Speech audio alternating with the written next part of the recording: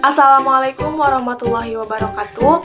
Perkenalkan, saya Jala Mega Maulidia, NPM 202154032. Di sini saya akan melakukan mini riset dengan judul Uji Karbohidrat pada daun singkong dengan percobaan SAJ.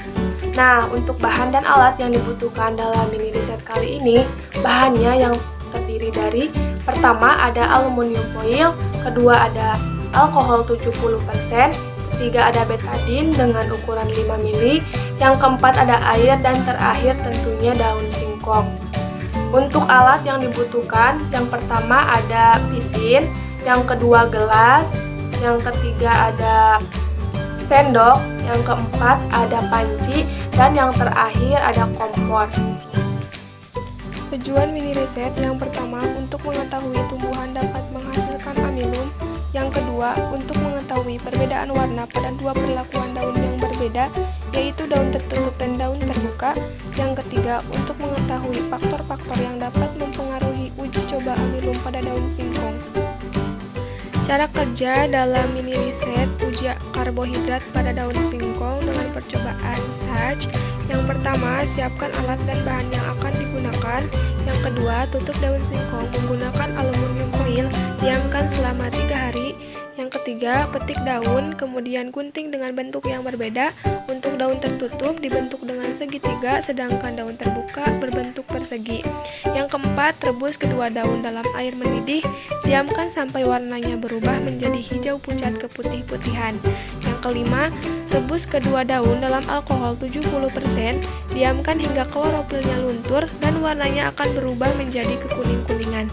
Dan yang terakhir, tetesi kedua daun dengan betadin, diamkan beberapa menit, amati perubahan warna yang terjadi.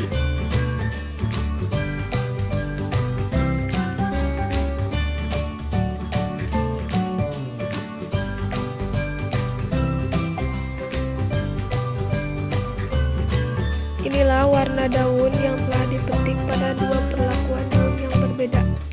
Proses perebusan daun dalam air mendidih tujuannya yaitu untuk membuat daun layu dan untuk memudahkan peluncuran klorofil ketika direbus dalam alkohol 70%. Proses perebusan daun dalam alkohol 70% tujuannya yaitu untuk melunturkan klorofil atau zat hijau daun yang terdapat pada daun singkong.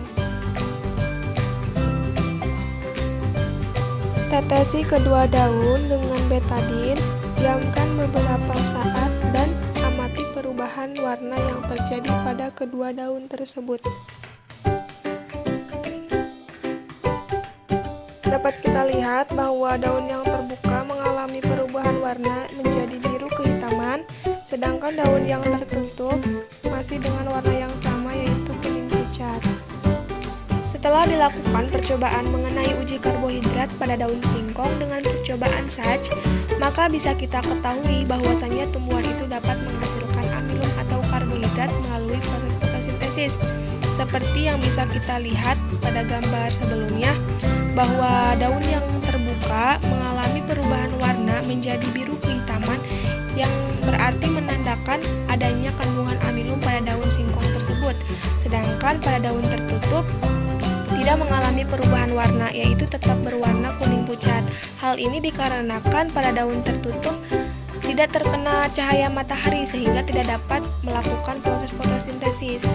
Perbedaan warna yang ditunjukkan dengan sangat jelas oleh daun singkong tersebut dikarenakan pada suatu tumbuhan proses distribusi suatu zat seperti pada fotosintesis yang mendistribusikan amilum tergantung pada tekanan dari cahaya matahari yang mempengaruhi klorofil, sehingga distribusi zat pada bagian daun yang tertutup dan yang terbuka tersebut juga tidak sama, karena klorofil pada bagian daun dengan beda perlakuan tersebut juga mendapatkan cahaya yang berbeda-beda. Menurut Stan pada tahun 2008.